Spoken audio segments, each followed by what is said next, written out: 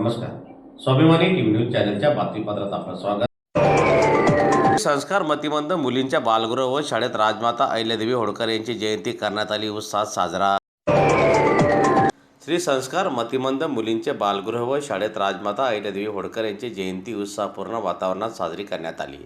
यावेळी राजमाता अहिल्यादेवी होळकर यांच्या प्रतिमेस पुष्पहार अर्पण करून अभिवादन करण्यात आले. कार्यक्रमास उपस्थित मान्यवरांनी अहिल्यादेवी होळकर यांच्या सामाजिक, शैक्षणिक व लोककल्याणकारी कार्याचा गौरवपूर्ण आढावा घेतला. त्यांच्या आदर्श विचारांचा समाजाने अंगीकार करावा असे प्रतिपादन यावेळी करण्यात आले. जयंतीनिमित्त बालगृहातील मुलींना विविध उपक्रमांचे आयोजन करण्यात आले. तसेच मुलींना फळे व खाऊचे वाटप करण्यात आले. कार्यक्रमात संस्थेचे पदाधिकारी, शिक्षक, कर्मचारी व विद्यार्थी मोठ्या संख्येने उपस्थित होते. कार्यक्रमाचे यशस्वी आयोजन संस्थेच्या वतीने करण्यात आले होते. उपस्थितांनी राजमाता अहिल्यादेवी होळकर यांच्या कार्याला अभिवादन करून त्यांचा आदर्श पुढील पिढीपर्यंत पोहोचवण्याचा संकल्प व्यक्त केला. महिला मंडळ धुळे संचलित श्री संस्कार मतिमंद मुलींचे बालगृह व कार्यशाळा धुळे येथे आज पुण्यश्लोक गंगाजल निर्मल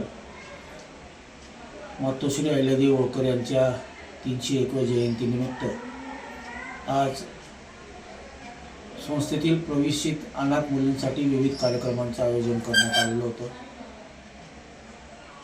पुण्यश्लोक मातोश्रींनी केलेल्या कार्याचा लेखाजोखा हा प्रचंड मोठा.